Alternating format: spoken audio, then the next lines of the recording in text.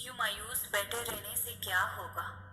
معجزہ تو اللہ کے روبرو کھڑے ہونے سے ہوگا۔ یقین کا دعویٰ کرتے ہو تو یقین رکھو بھی، یہ سوچ کر کیوں گھبراتے ہو کہ آگے کیا ہوگا؟ جانتے ہو کیوں یہ بے چینی تمہیں ستاتی ہے؟ تم جلد باز ہو، تمہاری جلد بازی تمہیں تھکاتی ہے۔ تم ہر بار نافرمانی کرتے ہو اللہ کے فیصلوں کی، مگر آخر میں اسی کی محبت ہر بار تمہیں تمہاری محبت سے بچاتی ہے، لیکن تمہیں ہر حفاظت میں سزا ہی نظر آتی ہے۔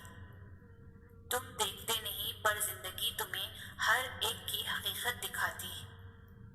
جس نے سنا ہے تمہیں ہر دفعہ، اس کی بس ایک دفعہ سن لینے سے کیا ہوگا؟ کافی کر کے دیکھو اللہ کو، پھر تمہیں کچھ بھی نہ چاہیے ہوگا۔ اس کی چاہ کو چاہو پھر وہی ملے گا جو تم نے چاہا ہوگا۔ تم راضی رکھو اسے پھر وہی ہوگا جس پر تمہارا دل راضی ہوگا۔ سب کا سب تمہارا جب تمہارا کارساز اللہ ہوگا۔ کائنات میں سکون صرف اللہ کے ذکر میں ہے۔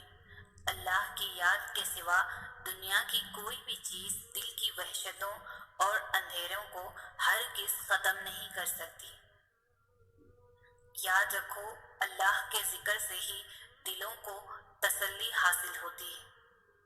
اللہ کا ذکر روح تک میں سکون بھر دیتا ہے۔ غم کوئی بھی ہو، فکر کتنی ہی کیوں نہ ہو، پریشانی جتنی بھی بڑی ہو، دل پر لگنے والی چوٹ کتنی ہی گہری ہو، دل کو ایک بار راضی کر لے، منوا لے، وہ اللہ ہے نا، میرا اللہ، رحیم مالک حاکم میرا سب کچھ۔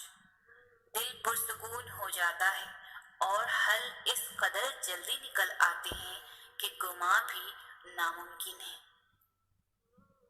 اور وہ تو تمہارے دل کے نہاں خانوں میں چھپی وہ سرگوشیاں بھی جانتا ہے، وہ انکہے راز، وہ بن مانگی خواہشیں، وہ بے نوا آرزوئیں، اور وہ سب کچھ جو کہیں دور اندر تمنا کرتے ہو مگر کہتے نہیں، مانتے نہیں، وہ تو سب جانتا ہے نا۔ تم کچھ نہ بھی کہو، بس اس کے سامنے ہاتھ پھیلا دو یا اظہار بے بسی کر دو۔ ہر کسی کی نعمتیں بھی الگ ہیں، ہر کسی کی آزمائشیں بھی، ہر کسی کی کہانی الگ ہے، سبق الگ ہے۔ کبھی کسی اور کو دیکھ کر یہ مت سوچیں کہ میں محروم ہوں، آپ پر بھی آپ کے رب کی بہت عطا ہے۔ جہاں سر سجدہ ریز ہو، آنکھیں بھیگ جاتی ہو، وہاں پھر کن ہونے دیر نہیں لگتی۔ یقین رکھو وہ حضرت یونس علیہ السلام کو مچھلی کے پیٹ میں زندہ رکھ سکتا ہے تو تمہیں کیوں نہیں مشکلات سے نکال سکتا؟